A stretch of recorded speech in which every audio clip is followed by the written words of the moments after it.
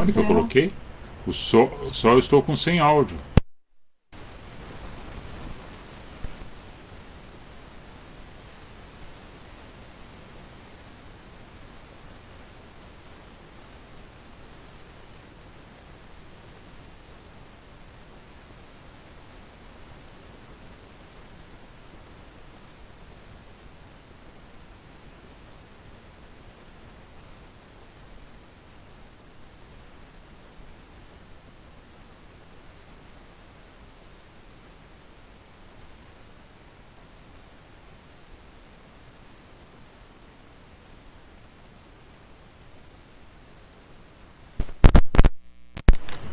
É que eu tiro aqui, será que Meu ouve? pessoal, estão ouvindo agora? Eu tiro aqui, será que ouve?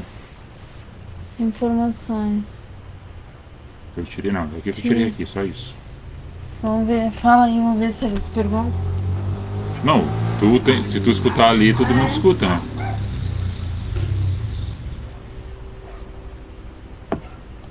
Eu, se eu tô fazendo aqui mímica, então. Eles estão áudio. Quieto.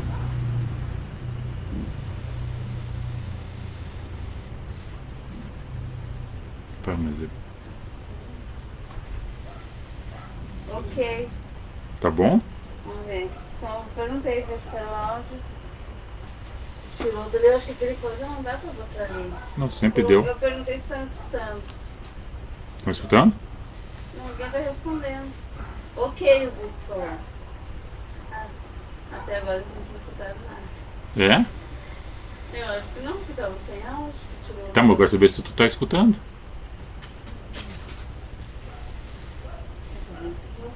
Não, mas tu é importante se tu a mesma coisa, se tu escutar, eles escutam, né? Pai, eu quero saber se até agora que eu tava falando alguém conseguiu escutar alguma coisa, porque agora que eu recebi a informação que tava sem áudio. A nossa conexão aqui tava. Tô passando no YouTube também, né? No canal do YouTube. Quem tá inscrito no YouTube pode acompanhar lá também. E eu tô direto aqui no Face. Mas a princípio aqui não estava sendo audível quem estava do outro lado. Eu recebi a informação agora. E. Agora sim. Estão escutando? O pessoal só aqui pra mim chega Tá, não, depois. tudo bem, irmão. Você tá escutando? Pessoal. Tá escutando? Então. Agora sim. Tá bom, então. Então é que não escutou, acho. Chegou para alguém. Chegou para alguém. Se chegou para alguém, é alguém que tá escutando.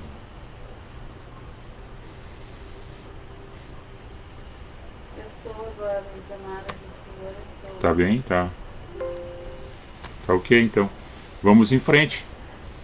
Bom, mas será que eu tenho que voltar tudo que eu falei antes?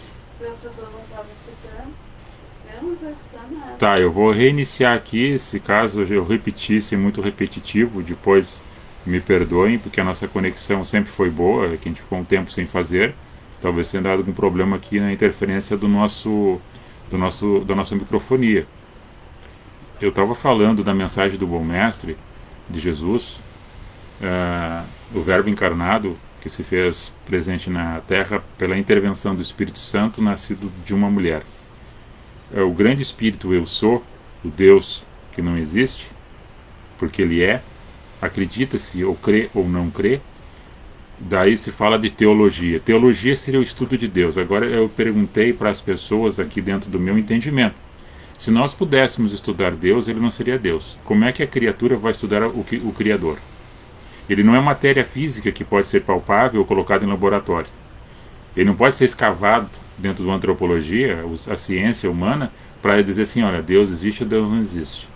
Que tem um fragmento de osso, ou que tem alguma matéria colocada. Nós estudamos o papiro, nós estudamos a questão do carvão, das pedras, estudamos os fragmentos da natureza, estudamos, a ciência estuda aquilo que é físico e metafísico. Não consegue estudar aquilo que é espírito. O espírito se imagina, se crê, ou se aceita ou se não aceita. Então, um grande arquiteto do universo, que é o Eu Sou, o grande espírito, que fez tudo isso que está à nossa volta, é o incompreensível, mas dentro da concepção humana pequena, daquilo que é imaginário, daquilo que é visto e percebido, de ter um resultado. Isso tem a existência porque alguém, de uma forma maior do que isso que existe hoje, o criou. Porque é o início e o fim. e nele tudo se fez e tudo se formou. Do nada existencial se existiu, a princípio daquele que é o Criador e o fundador de tudo aquilo que você consegue ver, perceber à sua volta. Você crendo ou não, é o grande eu sou, o Deus que não existe, mas é. Então, nós não conseguimos estudar Deus. Teologia se entra mais para a área da antropologia, da história e das ciências humanas. Não estudar espírito, mas estudar papel, matéria, osso, carvão e vestígios da natureza. Ponto. E nesse entendimento, daí o verbo encarnado, Cristo, vem, se materializa o Deus homem na terra, às margens da Galileia, pregando, evangelizando, ensinando, dando bons testemunhos, entrando nos lugares, nos valados, aonde ninguém entrava nem a religião ia.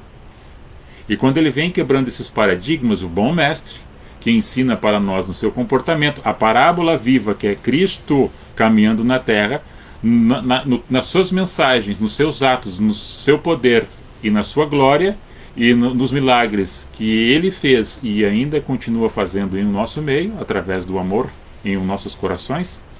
Naquela época, até mesmo os apóstolos não entendiam muitas vezes a mensagem que ele ensinava. E quando ele fala de uma das parábolas, das 40 e poucas que estão registradas nos 4 evangelhos, da parábola que é mencionada da semeadura, que é da semente, em Mateus 13, os discípulos vêm, nos explica essa mensagem. Daí Jesus, na minha linguagem, eu digo para vocês, mas até vocês não estão entendendo? Daí eu tenho que explicar para vocês a parábola da semente? O que houve? Hã? Que bichinho?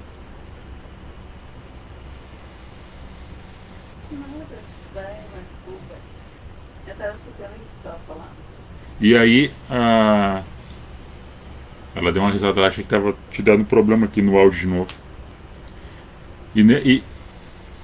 E daí ele vem quebrando esses paradigmas. Tanto é que numa das mensagens em Lucas capítulo 10, ele fala de uma mensagem que é da parábola do bom samaritano, para dizer, os religiosos estavam se afastando de fazer a prática do amor, da justiça e da fé. Como assim? Olha, quando ele dá o exemplo que o sacerdote passou de largo, o sacerdote é aquele que ministrava no templo e cuidava da parte religiosa, da lei mosaica.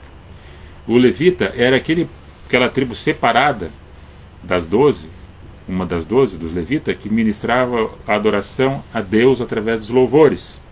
Esse passou de largo também quando viu um atirado à beira do caminho que tinha sido abordado por salteadores e tinha sido espancado e deixado como morto. Quem é que ajuda aquele que está à beira do caminho?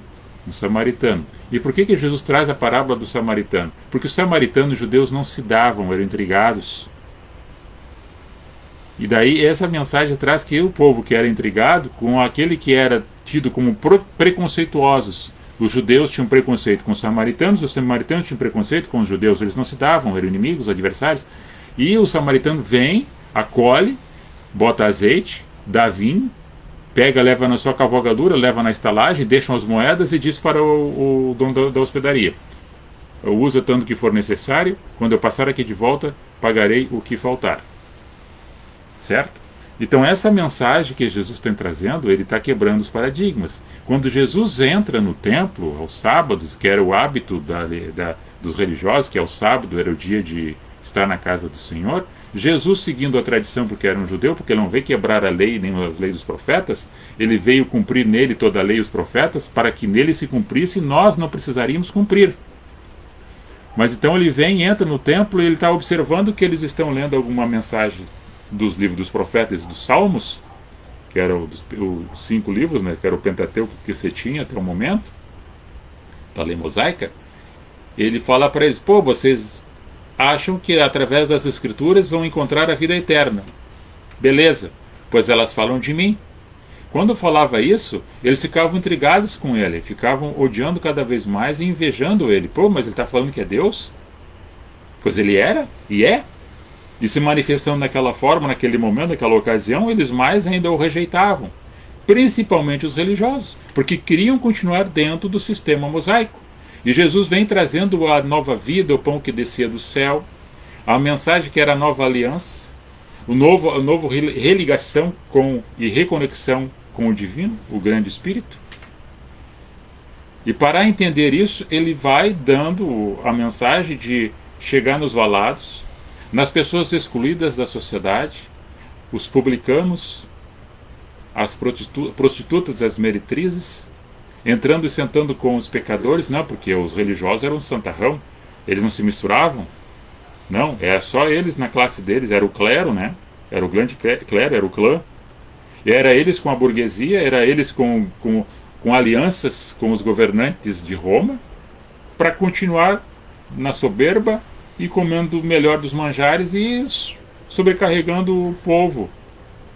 E Jesus veio olhando as necessidades das pessoas, não somente no repartir do pão, mas na parte espiritual de preencher o vazio que tinha sido deixado ao longo da história pelo povo sofrido que tinha sido levado cativo pelos egípcios, na época de José, filho de Jacó, e depois quando é levado cativo pelos assírios, em 786, antes da vinda dele como homem verbo encarnado, e em 580, também levado cativo pelos babilônios. Era um povo sofrido, era um povo perseguido, e agora era uma colônia de Roma. Roma subjugava eles por taxas, por impostos, colocando os seus puxa-saco ali para governar sobre Jerusalém. E eles esperavam um libertador que viesse com espada, que viesse degolando, matando e tirando aqueles que estavam sob domínio de Roma. Tanto é que os irmãos Macabeus, 400 e poucos anos antes de Cristo, se faz uma revolta para tirar os governantes de Roma e libertar o povo, e não houve êxito. Houve um momento de parada, mas depois recomeçaram de novo e tomaram posse das terras, dos lugares, escravizando o povo com taxações, impostos e colocando cabresto, e que eles obedecessem uma lei que fosse a lei de Roma. O povo sempre foi escravo. E Jesus veio libertando com amor, com a palavra de libertação, com a palavra de amor, palavra de justiça. Mas os religiosos traziam consigo a lei mosaica para que não, os teus discípulos não lavam as mãos, os teus discípulos não lavam os pés, os teus discípulos não pagam tributo, sabe? Os teus discípulos não dão dízimo, etc. E Jesus, não, vocês estão tão preocupados, João 8,31, Mateus 23,33, vocês estão tão preocupados que vocês dão o dízimo do cominho, do coentro, sabe, da hortelã, são plantinhas pequenas, vocês são no sistema muito cautelosos em cima disso aí. Vocês dão o dízimo de tudo que tá, a lei diz assim, continua fazendo. Mas vocês esqueceram o principal que a lei diz, que é a justiça, o amor e a fé. É viver isso na sociedade. Vocês querem continuar fazendo isso, façam, mas não esqueça a parte principal, que é viver em justiça, praticar ela, viver o amor e ter fé. E nessa passagem de João 1,32, que daí que Jesus está falando de novo para os fariseus, um grupo que estava ali à sua volta, sempre querendo pegar em cilada, e alguns se convertendo realmente a ele, e olha, vocês vão conhecer a verdade. A verdade vai vos libertar. O que é conhecer a verdade? A verdade vos liberta. É quando nós vivemos no mundo de cegueira, e as pessoas são manipuladas, coagidas, induzidas a fazer o erro e a praticar o erro, e continuar dentro do erro, acostumado com o erro, com a ilicitude, achando que isso é normal. E daí quando nós vemos com a verdade, com o amor, com a justiça, que a luz vem sobre a mentira, tu passa a ser o errado.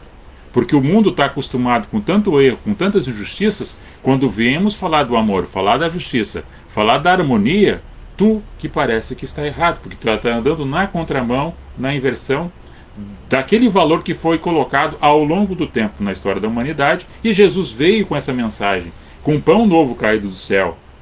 E eles não queriam isso. Não, nós queremos o pão que Moisés nos deu no deserto. Deus disse, não, mas eu sou o pão da vida. O que Moisés vos deu foi meu pai que mandou. Não nasceu da mão de Moisés. Moisés foi somente um instrumento para trazer a lei até mim. Ou seja, serviu como aio. O apóstolo Paulo entendeu. A lei serviu de aio para conduzir até mim. Chegou em mim, agora o véu se rasgou, dá livre acesso para chegar àquele que é o grande eu sou. O eu sou, o Deus Espírito. Então o regramento, a doutrina colocada pelos homens, veio de aproximar os homens ao grande Criador, ou os afastou. E os grupos de religiões que nós temos, em vez de congregar para harmonizar, estão quebrando entre si e colocando Jesus para fora. Porque Jesus, ele operou grandes feitos e milagres nos lugares fora das muralhas, fora dos templos. Porque a igreja, a eclésia, é para fora. A igreja viva é eu e você vivo caminhando nessa terra, praticando aquilo que Jesus colocou em nossos corações. E aquele que conhece e entende essa mensagem do Evangelho, ele se torna uma nova criatura, as coisas velhas já se passaram. E agora eu sou um novo, eu nasci de novo. E quando nasce de novo, tu entende a mensagem, porque daí tu tem a mente de Cristo. Paulo entende isso em Corinto, na sua mensagem que ele escreve à comunidade de Corinto, no capítulo 2, verso 16. Agora vocês têm um novo entendimento, a mente de Cristo. E tendo a mente de Cristo, entende a mensagem que ele disse e está dizendo hoje para você. O bom mestre sempre nos ensinou e continua nos ensinando. Isaías tem uma visão e escreve em Isaías 53 aquela visão que aconteceria lá na frente 600 anos depois da existência do próprio Isaías. Ia como ovelha muda para o matador, homem sofrido de dores, levando sobre si nossas cargas e nossas enfermidades. Olhavam para ele e não via belezura nenhuma para que o desejássemos. Então, o bom mestre, o Jesus, o Verbo encarnado, não era um ídolo para ser adorado, mas era uma pessoa, o Verbo encarnado, para ser amado, reverenciado, para ter uma referência como luz, como refrigério. Por isso que ele chama em Mateus 11, 28, para que fossem até ele, aquele que estava cansado, oprimido, para que fosse aliviado as suas cargas, os seus pesos, os seus problemas, as suas preocupações, colocado aos pés dele. E ele daria um jugo suave, porque ele é manso e suave de coração. E aprende com ele, porque assim ele é. O bom mestre sempre nos ensinou, de uma forma tranquila, para nos libertar e para nos mostrar um caminho sólido a ser caminhado. Então Jesus, o bom mestre, não falou sobre a questão da religião. Ele falou que os religiosos da época estavam errados, estavam conduzindo pessoas a uma escravatura, a uma perdição, um cego guiando o outro. E Jesus veio para clarear e tirar esse tampão que estava na vista deles e dar uma oportunidade de razoabilidade, de espiritualidade, de o renascer e reconexão com o divino, na pessoa dele. Por isso que ele disse que as pessoas estavam aflitas, e disse: não ficais aflitas, eu vou para o Pai, e lá tenho lugares para vocês, porque se não fosse assim eu já teria dito para vocês. Eu sou o caminho, a verdade e a vida. Ninguém vai àquele que nos deu a vida se não for por intermédio de mim. Paulo, escrevendo aos Coríntios, no capítulo 3, na sua segunda carta, no versículo 12 a seguir, ele diz que as pessoas, quando não entendendo, mas para ter o entendimento, ele traz a mensagem de Moisés, quando eles estão subindo no Monte Moriá, quando recebe as tábuas da lei, quando ele volta, existe uma luz estampada no seu rosto, que tinha que botar um véu sobre o rosto dele, para que quando falasse com o povo hebreu, não ofuscasse a visão deles, mas aquela glória era uma glória passageira. E até hoje, quando é lido a passagem da velha aliança, ainda tem sobre os corações dos homens, não somente nos olhos, a cegueira, que é o véu que está tampando. Mas Jesus, quando entrega seu espírito na morte de cruz, esse véu é rasgado de cima a baixo, que só o sacerdote podia entrar lá dentro e fazer as libações, as orações e as oferendas para o povo que estava lá de fora. Por que o sacerdote era um homem que não tinha mancha, não tinha marca, não era calvo, não era corcunda, e não tinha ferida, e segundo o entendimento e olhar de quem olhava, ele era um homem corretíssimo, santo aos olhos das pessoas, era um homem perfeito, uma pessoa perfeita. Então ele era o único que podia entrar a fazer isso. Quando Jesus entrega seu espírito na morte de cruz, aquele véu rasga-se fisicamente e espiritualmente dá um entendimento para a humanidade que agora, aquele não era mais o sacerdote que faria aquilo, mas a morte de Cristo deu livre acesso para que todo aquele que deseja chegar até Deus é por Cristo na sua morte e na sua ressurreição. Nessa parte espiritual que você possa entender, o bom mestre sempre nos ensinou, sempre deixou o seu amor, a sua mensagem de reencontro, de levantar e caminhar e seguir em frente. Deus abençoe ricamente as nossas vidas, que tenhamos um abençoado final de semana e que dê-lhe sabedoria, graça e compreensão de tudo aquilo que nós estamos enfrentando e passando nos momentos, nos dias de hoje. Paulo fala em Romanos que tudo acontece para o bem daqueles que amam e temem a Deus, 8:28 de Romanos. E nesse entendimento, que as pessoas não percam a esperança no vínculo da paz, da harmonia, e sejam bastante positivos. Façam a sua parte. Não fico dando desculpas que fulano faz isso, faz assado, faz errado, e você fazer também ou ficar acomodado. Levante a tua voz. Seja autêntico. Confia naquele que está dentro de ti, que é o grande Espírito de Deus, que te sustenta a cada manhã, que te dá a saúde e te dá força, e te dá graça. Ô bichinho, quer vir, quer dar um tchau? Não? Ela não quer dar o tchau. Mas lá tá dando tchau? Tá dando tchau daí? Tu tá dando tchau? Tchau. Ela tá dando tchau dali. Tá? Um beijo no coração. Vou ler o nome das pessoas que estão aqui nos acompanhando. Desculpa eu pelo tempo aí, porque era ser mais curto, mas no momento que deu problema no som, eu acabei retornando para falar de novo. Hã? O celular tá melhor do que te ver. É? Tu respondeu aí, né? Então tá, tu... Ah, tá. O Marcos Vicente Guatimozinho. Paz, irmãos. A Lena Machado, boa noite. Boa noite. Lena. O Zico Jacob. Paz, querido. Um abraço. Elisa Mara. Beijo no teu coração, menina. Um abraço no esposo aí, na filha. A Olga Oliveira. Um abraço para você também, Eliette. Bom, esses aqui que eu tenho. Se tu tem mais aí. Tá bom. Ok, vamos lá. Encerrar aqui então. Encerrando aqui. Ok. Encerrar. Aqui. Agora eu vou lá no YouTube.